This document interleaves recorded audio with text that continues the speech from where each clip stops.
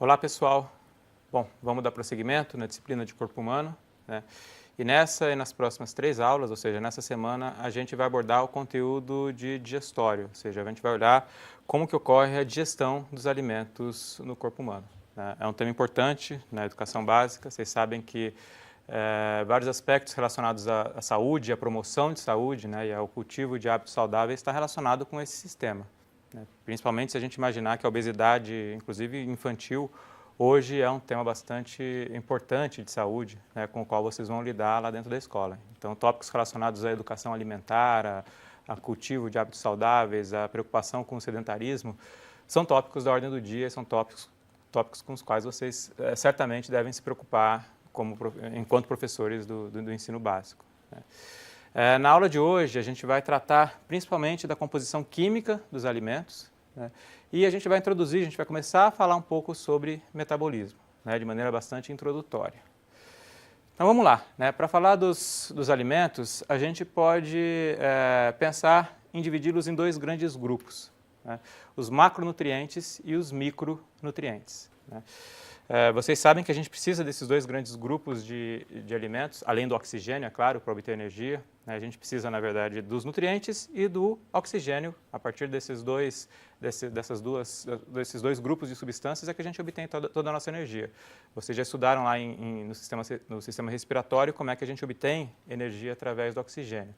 O que a gente vai olhar agora é como é que a gente obtém através desses 2 grupos de nutrientes, principalmente dos macronutrientes. O que seriam esses macronutrientes? Os carboidratos, os lipídios e as proteínas. Vocês certamente já ouviram falar sobre essas palavras, né? O que seriam os micronutrientes, né? Por que a gente chama de micronutrientes? Porque enquanto os carboidratos, né, enquanto os macronutrientes a gente precisa em grandes quantidades, né, os micronutrientes, embora essenciais também, a gente precisa em pequenas quantidades, né, em miligramas ou microgramas. E o que seriam eles? Os sais minerais, né, os íons, né, sódio, potássio, cálcio, magnésio, a gente falou bastante deles aqui em aulas anteriores, né, e as vitaminas, que embora, novamente, em pequenas quantidades, elas são essenciais para uma série de funções do nosso organismo. Mas na aula de hoje a gente vai focar, então, a química bem básica, né? A gente vai olhar depois a química um pouco mais avançada disso lá nas aulas de bioquímica, mas nessas aulas eu queria só introduzir o conceito de carboidrato, de lipídio e de proteína, porque depois nas próximas aulas a gente vai ver como é que esses grupos alimentares são digeridos e absorvidos pelo organismo. Tudo bem? Então vamos lá, né? Vamos começar com os carboidratos. O que seriam os carboidratos? O nome já indica, né? São hidratos de carbono. São compostos orgânicos, né? Substâncias orgânicas compostas basicamente de carbono, hidrogênio e oxigênio. Onde a gente encontra carboidratos? Vocês certamente sabem, têm uma ideia, né? uma noção disso, né? Eles são presentes nos açúcares, nos doces, né? Nas frutas doces, né? Nas frutas em geral, no pão, né, nas massas, e em vários vegetais, né, em várias raízes, principalmente nos tubérculos, né, batata, mandioca, milho, que não é uma raiz, mas enfim, você tem a presença de carboidrato em vários vegetais, né? Eu vou comentar daqui a pouco um pouco sobre isso. Os carboidratos, eles são formados por elementos, por blocos, né, por tijolinhos, que são os monossacarídeos. São os açúcares mais simples, são as unidades elementares fundamentais que formam todos os outros carboidratos. Quais são esses monossacarídeos, os mais comuns, né? A frutose, a glicose e a galactose. A estrutura química vocês podem perceber nessa figura. A glicose, o mais comum, né, mais frequente deles, vocês já ouviram falar, né, tem aquela fórmula, né, C6H12O6, que é uma estrutura bastante comum entre os carboidratos, né? Os monossacarídeos, por sua vez, eles se combinam formando disacarídeos, que são açúcares um pouquinho mais complexos. Então, por exemplo, se eu combinar uma frutose com uma glicose, eu tenho uma sacarose, que é o açúcar comum, aquele que a gente põe no cafezinho, né? Se eu combinar uma glicose com uma galactose, eu tenho a lactose, que é o açúcar do leite, né? Vocês conhecem, sabem que o leite possui o açúcar e esse açúcar é a lactose, uma combinação da glicose, de uma glicose com uma frutose. E se eu for combinando agora, né, esses açúcares, esses tijolinhos, eu começo a formar moléculas cada vez mais complexas, moléculas cada vez maiores. Né? E é isso que as plantas e que os animais fazem. As plantas, né, elas polimerizam, ou seja, elas formam cadeias de monossacarídeos que a gente chama de amido. O que é o amido que a gente encontra em várias plantas, né, na maioria das plantas? Esse amido é um polímero, né, feito de várias unidades básicas, de vários monossacarídeos, e a maneira pela qual a planta armazena energia. Vocês sabem, a planta produz glicose a partir da fotossíntese, eu vou mostrar daqui a pouco, e armazena na forma de amido. A planta produz também um outro polímero de carboidratos, né, que é a celulose, mas esse tem função estrutural.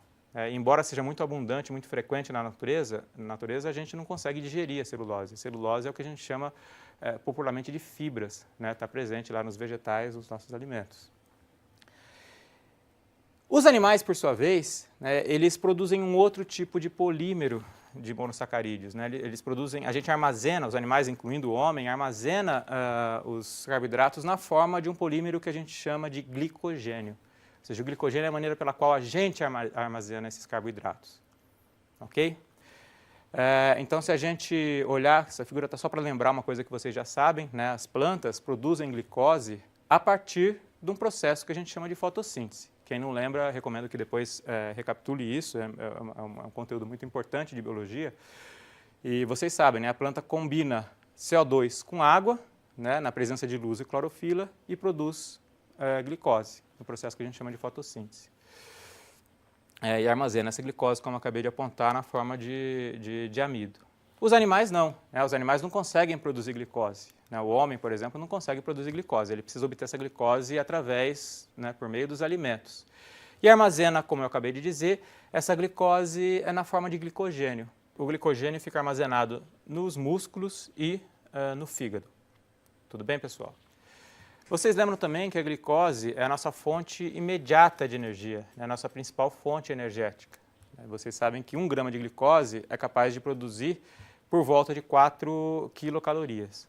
Então, é a nossa fonte mais comum, mais imediata de obtenção de energia.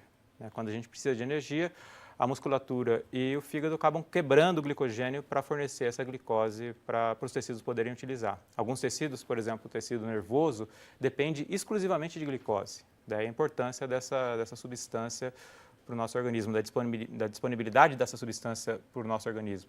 Da importância da nossa glicemia, ou seja, da concentração de glicose no nosso sangue, está sempre em níveis fisiológicos, em níveis homeostáticos. Tudo bem?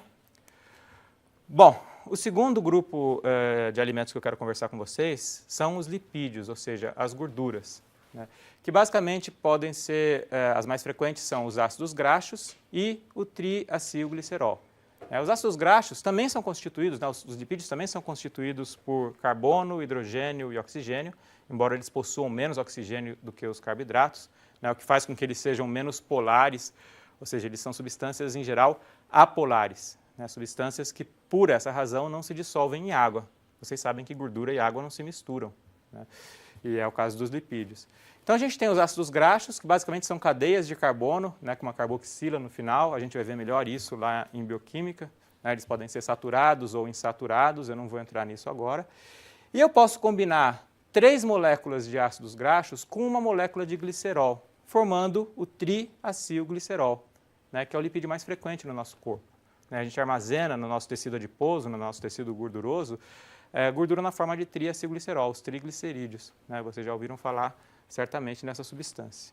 Mas não é a única, não são os únicos lipídios que a gente possui, né? Embora sejam os mais abundantes.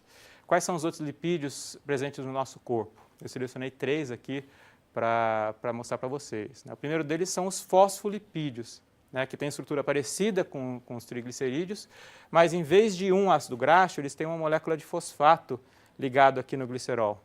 Né, os fosfolipídios, vocês lembram, já ouviram falar deles, né, eles são constituintes da membrana plasmática, né, a nossa membrana celular ela é uma bicamada de fosfolipídios, vocês já ouviram falar disso. Né? Os fosfolipídios estão presentes também na bile, uma substância que a gente vai comentar nas próximas aulas, importante para a digestão. E os fosfolipídios estão presentes também no surfactante pulmonar. Lembra aquela substância que vocês viram lá nos pulmões, né, que tinha a ação dela, né, a importância dela era diminuir a tensão superficial e evitar o colabamento dos alvéolos? Aquela substância é rica em fosfolipídio também. Outros lipídios importantes são os chamados esteroides. E por que eles são importantes? Os esteroides eles compõem alguns hormônios que são fundamentais para o nosso corpo. Os hormônios sexuais, por exemplo, né, são de natureza esteroídica. Hormônios como o corticoide ou a aldosterona, né, o corticoide a gente não falou ainda, vocês vão ver em endócrino. A aldosterona a gente já conversou sobre ela lá no sistema renal. Ela é corticoide, ou seja, são hormônios que são derivados do colesterol, da molécula de colesterol. Vocês vão ver isso um pouquinho mais para frente. E, finalmente, uma outra classe de lipídios importantes são os eucosanoides. O que são essas substâncias? São, em geral, substâncias derivadas do ácido araquidônico, um ácido lá que não interessa para a gente agora, em bioquímica a gente vai conversar melhor sobre essa substância, mas essas substâncias estão envolvidas em processos inflamatórios. Por exemplo, a prostaglandina é um exemplo de um eicosanoide importante envolvido na inflamação. Inclusive, é o local de ação de alguns anti-inflamatórios. O diclofenaco, por exemplo, inibe a produção de diclofenaco, é um anti-inflamatório que vocês certamente já ouviram falar, e que inibe a produção de prostaglandina e tem um efeito anti-inflamatório por conta disso. Tudo bem? Os lipídios, vocês também certamente já têm uma ideia, eles estão presentes em vários alimentos, né? Por exemplo, nas castanhas, vocês conseguem ver aqui a proporção de lipídios em algumas castanhas, na carne, né? Em algumas carnes, elas são bastante gordurosas e vocês também sabem disso, né? E alimentos como ovos, alguns peixes, algumas frutas como abacate, né? E por aí vai. Então, você tem algumas substâncias que são realmente ricas em lipídios, né, ricas em gorduras, e vocês conhecem várias dessas substâncias. Bom, e a função principal dos lipídios no nosso organismo é armazenar energia. A maior parte dos nossos lipídios está localizada no tecido adiposo. A gente tem em torno de 20% do nosso organismo é tecido adiposo, né, é gordura, isso, claro, varia bastante de pessoa para pessoa. E a função, como eu disse, é reserva. O lipídio é uma molécula altamente energética, né? Enquanto, acabei de dizer, 1 grama de carboidrato produz 4 quilocalorias, em torno de 4 quilocalorias, 1 grama de lipídio produz em torno de 9 quilocalorias. Ou seja, é uma molécula altamente energética, daí ela ser utilizada para reserva de energia, para armazenar energia, na forma de gordura. Ok? Bom, o terceiro grupo de alimentos que eu quero apresentar para vocês são as proteínas. Vocês sabem onde as proteínas estão presentes, né? Principalmente na carne, né? São de origem animal na carne, no ovo, em alguns vegetais como soja, feijão, enfim. E as proteínas são compostas por unidades também básicas que a gente chama de aminoácidos. O que são os aminoácidos? É uma estrutura química, uma estrutura orgânica, né, uma molécula orgânica que tem, de um lado, uma carboxila, né, um grupo carboxílico, e de outro lado, uma amina. Tá? A gente vai ver de novo melhor isso em bioquímica, só quero apresentar para vocês, porque a gente vai falar bastante deles ao longo das próximas aulas. E os aminoácidos, eles são divididos, eles existem na natureza, né, existe na natureza em torno de 20 aminoácidos, né, dos quais 9 a gente não consegue sintetizar. A gente chama de aminoácidos essenciais. A gente não consegue sintetizar e, por isso, tem que obter necessariamente por meio da alimentação. A gente tem que ingerir esses aminoácidos, eles estão presentes lá nos alimentos. E a partir desses 20 aminoácidos, a gente vai construir, o organismo vai construindo, né, os organismos constroem pequenos peptídeos, né, depois peptídeos um pouco maiores, polipeptídeos, né, com 100, em torno de 10, 100 aminoácidos, e, finalmente, proteínas, né, que são sequências de, geralmente, mais de 100 aminoácidos. Tudo bem? As proteínas, elas têm uma estrutura espacial bastante específica, né? Uma estrutura primária, que é essa sequência de aminoácidos, né? Uma estrutura secundária, que pode ser, por exemplo, uma dupla hélice, né? Eles começam a se organizar agora espacialmente, né? Em 3D. Essa dupla hélice, por exemplo, pode começar a se enovelar numa estrutura terciária. E, finalmente, eu posso agora juntar várias estruturas terciárias, várias subunidades e montar uma proteína complexa, né, que seria a estrutura quaternária das proteínas. Um exemplo disso vocês já viram, a hemoglobina é uma proteína que vocês já viram lá, possui várias subunidades, né? Vocês já estudaram um pouco a estrutura quaternária da hemoglobina, só para servir como exemplo. Tudo bem? Lembrando que os aminoácidos eles são ligados por meio de uma ligação chamada ligação peptídica, que une o grupo carboxila com o grupo amina de 2 aminoácidos. E aí eu vou formando uma sequência, né, um polímero de novo de aminoácidos, formando peptídeos e finalmente proteínas. Qual que são as funções das proteínas? As proteínas exercem diversas funções no nosso organismo. Por exemplo, elas formam as enzimas. A gente vai ver várias enzimas ao longo das próximas aulas. O que é uma enzima? No fundo, uma enzima é um catalisador, uma substância que catalisa, que acelera uma reação. Elas podem ser transportadoras, como é o caso da hemoglobina que eu acabei de dizer para vocês. O que a hemoglobina faz? Transporta oxigênio. Elas podem ser proteínas de defesa, participar de mecanismos do sistema imunitário. Os anticorpos são proteínas. Podem ser proteínas contráteis. A contração muscular depende de proteínas, que vocês já estudaram, actina e miosina. Elas deslizam umas sobre as outras e promovem contração muscular. Gastam uma energia danada para fazer isso. Podem ser proteínas de membrana, por exemplo, receptores de membrana, transportadores de membrana, bombas iônicas, a gente falou aqui, lembra da bomba de sódio e potássio? Eram proteínas de membrana. Podem fazer comunicação e regulação, então podem constituir hormônios, a gente já falou deles aqui, vai falar mais para frente de novo. Podem ser neurotransmissores, promover a comunicação sináptica entre 2 neurônios. Podem ser citocinas, moléculas de comunicação. E, finalmente, podem ter função estrutural. O colágeno é um exemplo disso, uma proteína bastante frequente, bastante abundante, que tem essa função estrutural. E, claro, além de todas essas funções, principais funções, a gente pode também obter energia por meio das proteínas. Embora não seja a principal maneira do nosso organismo obter energia, a principal é carboidrato, são os carboidratos, a glicose, em seguida os lipídios, mas na ausência dessas duas substâncias, ou da disponibilidade dessas duas substâncias, a gente pode obter energia também através da quebra de proteínas. Tudo bem? Lembrando que 1 grama de proteína fornece também em torno de 4 quilocalorias de energia. Ok? Então, acho que com isso a gente dá uma pincelada na química dos principais grupos alimentares que a gente vai estudar nas próximas aulas. Eu queria, para a gente terminar, só comentar um pouco sobre metabolismo. O que é, definir um pouco o que é metabolismo. Eu coloquei essas figuras aqui para lembrar que isso é estudado pelo menos desde lá da Renascença. Você tem experimentos tentando relacionar tudo que entra e tudo que sai do organismo e inferir o que acontece lá dentro, quais são as reações que acontecem lá dentro. A gente sabe que a gente respira oxigênio, que a gente ingere alimentos e com isso produz calor e produz todas as atividades que a gente exerce ao longo do dia. Mas o que acontece lá dentro?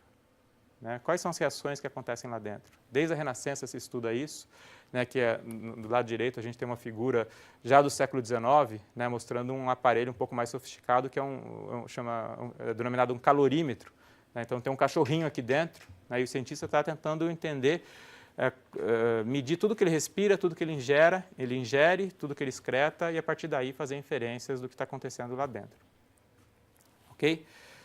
Bom, claro que as pesquisas avançaram muito no que diz respeito à bioquímica desse processo, e a gente pode dividir esse processo, hoje em dia a gente divide esse processo em 2 conjuntos de reações, as reações anabólicas e as reações catabólicas.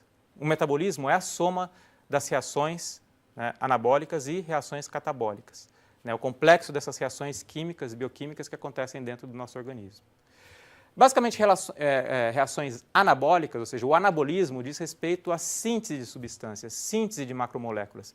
Então, síntese de proteínas, síntese de triglicerídeos, síntese de glicogênio, e essas são reações relacionadas com o anabolismo.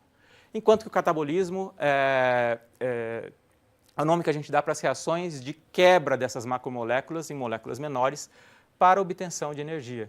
Então, quando eu quebro uma molécula de glicogênio para obter glicose e a partir daí obter energia, eu estou fazendo uma reação catabólica. E é claro, vocês conseguem perceber, já imaginar, que o anabolismo ele acontece principalmente em momentos que a gente acabou de comer. Eu acabei de comer, acabei de almoçar, vai prevalecer vão prevalecer reações anabólicas, ou seja, eu vou absorver os nutrientes e, a partir desses nutrientes absorvidos, sintetizar glicogênio, sintetizar triglicerídeos, ou seja, armazenar substâncias. Tudo bem? Reações anabólicas.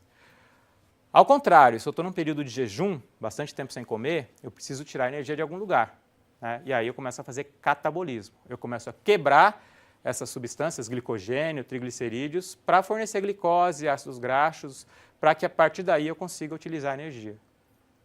O metabolismo é um balanço dessas duas reações. A gente pode pensar mesmo como uma balança, como está aí na figura, né? Uma balança entre anabolismo e catabolismo.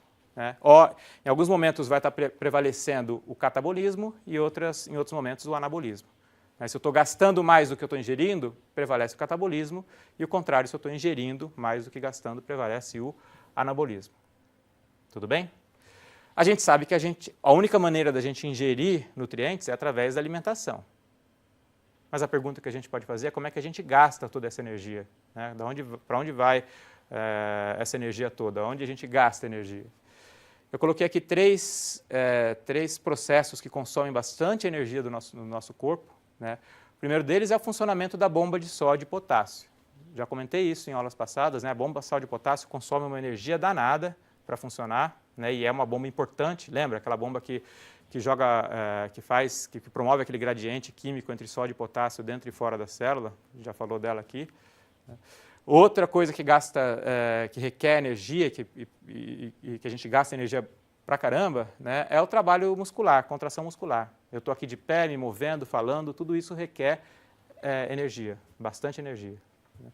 E, finalmente, a síntese de substâncias envolvidas no crescimento, né, também requer um gasto energético bastante importante. Tudo bem? Então, essa balança ela vai se mover, né, ora para um lado, ora para o outro, dependendo da quantidade de nutrientes que eu estou ingerindo e da quantidade de energia que eu estou gastando, né, entre reações anabólicas e reações catabólicas, que no fundo é o que vai determinar a manutenção, a regulação da minha massa, do meu peso corporal. Né? Se a ingestão se igualar ao gasto, o meu peso se mantém normal. Eu coloquei um ratinho aqui, mas poderia ser um ser humano, é a mesma coisa. Né? Se a ingestão for maior que o gasto, vai prevalecer o anabolismo, né? Vão prevalecer reações anabólicas e eu vou ganhar peso. O contrário, se eu gastar mais do que eu ingerir, né, se o gasto for maior do que a ingesta, vai prevalecer o catabolismo, né, e eu vou perder peso, ou seja, eu vou gastar mais do que eu ingiro. Né, vocês têm essa noção na cabeça, eu sei disso, né, mas eu estou relembrando porque, no fundo, a manutenção do peso corporal depende dessa balança, né, desse balanço entre o que entra e o que sai, entre reações anabólicas e reações catabólicas. E o conjunto disso é o que a gente chama de metabolismo. Tudo bem? Era isso que eu queria comentar nessa aula. Nas próximas aulas a gente vai falar mais especificamente do sistema digestório responsável pela absorção, né, pela digestão e pela absorção desses nutrientes que a gente acabou de ver.